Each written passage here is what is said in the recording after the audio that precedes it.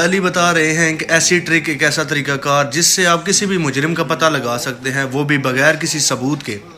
کسی بندے نے کہیں پر چوری کی ہے، کسی کو کوئی ثبوت نہیں ہے، کسی کو کچھ پتہ نہیں ہے، لیکن مولا علی بتاتے ہیں کہ اس طریقہ کار سے تم پتہ لگا سکتے ہو کہ مجرم کون ہے، چوری کس نے کی ہے، کسی نے مرڈر کیا ہے، کسی نے ریپ کیا ہے، کوئی کسی طرح کا کسی نے جرم کیا ہے، کوئی ثبوت ایک ذرہ برابر بھی ثبوت نہیں ہے کہ کیا کیسے ہوا ہے، لیکن مولا بتاتے ہیں کہ اس طریقہ کار سے تمہیں پتہ چل جائے گا، تم اس بندے تک پہنچ جاؤ گے کہ جس نے جرم کیا ہوگا۔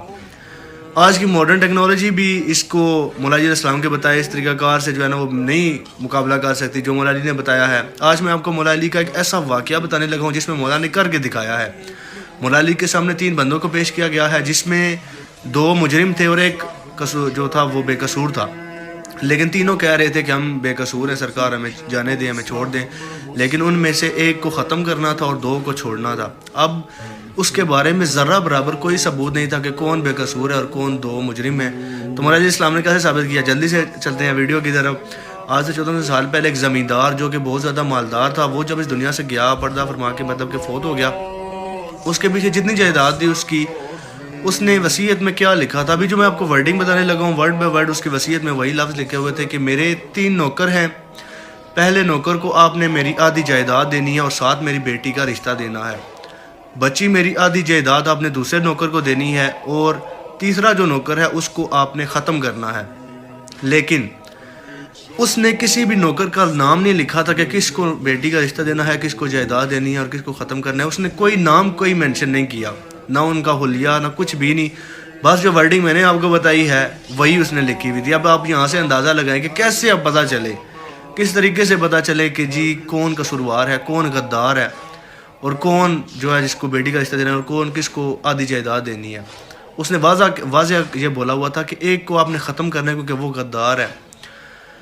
اب جب حکمرانوں کے پاس یہ سارا کیس آیا، اس کے دنیا سے جانے کے بعد یہ وصیت حکمران کے پاس آئی اور انہوں نے فیصلہ کرنا تھا کہ تینوں میں سے قصوروار جو ہے مجرم ہے اس کو سزا دینی ہے اور دونوں کو جو ہے وہ حصہ دینا ہے۔ اب تینوں کو پیش کیا گیا اور تینوں یہ کہہ رہے کہ سرکار میں وہ ہوں جس کو اس نے بیٹی کا رشتہ دینا تھا اور سادہ دی جائیداد دینی تھی۔ ایک بولے میں ہوں، دوسرا بولے میں ہوں، تیسرا بولے میں ہوں۔ اب قصوروار کون ہے؟ ثبوت ایک رائے کے برابر بھی جو ہے نا وہ جسے کہتے ہیں وہ نہیں تھا۔ حکمران بڑے پریشان ہوتے رہے کہ یار کیا کریں۔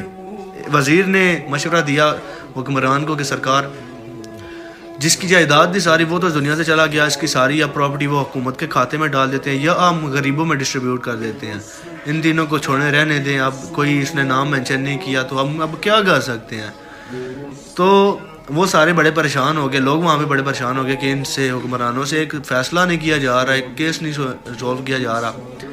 تو تب مولا علی علیہ السلام کے پاس جو ہے نا کچھ لوگوں نے کہا کہ مولا علی کے پاس لے کر جاتے ہیں، ہو سکتا ہے مولا علی کچھ راستہ اس کا بتا سکیں۔ تو وہ سارے جو ہے نا اٹھ کے مولا علی علیہ السلام کی بارگاہ میں گئے اور مولا علی کے پاس جا کے یہ سارا کیس مولا کو ایک بار سارا معاملہ بتایا گیا کہ سرکار اس طرح سے یہ وصیت ہے، یہ لکھا ہوا ہے اور یہ 3 اس کے نوکر ہیں، جی بتائیں جی اب اس میں سے کون 2 جو ہیں آدھی جائیداد کے وارث ہیں اور ایک کون ہے جو غدار ہے۔ مولا علی علیہ السلام نے جب سارا واقعہ سنا پڑا، مولا فرماتے ہیں کہ ان تینوں نوکروں کو باری باری میری طرف بھیجو، جو ہے بارگاہ میں باری باری بھیجو۔ پہلے ایک نوکر کو بھیجا گیا۔ مولا علی علیہ السلام فرماتے ہیں کہ میں نے وصیت پڑھی ہے تیرے مالک کی، تیرے مالک نے تیرے ساتھ بڑی ناانصافی کی ہے۔ مولا فرماتے ہیں کہ تیرے مالک نے تیرا نام نہیں لکھا، آدھی جائیداد کا وارث مجھے لگتا ہے کہ تو ہی ہے، لیکن تیرے مالک نے تیرے ساتھ جو ہے وہ اس طرح سے کیا ہے، تیرے نام نہیں مینشن کیا، تو اس نے بڑا غلط کیا تیرے ساتھ۔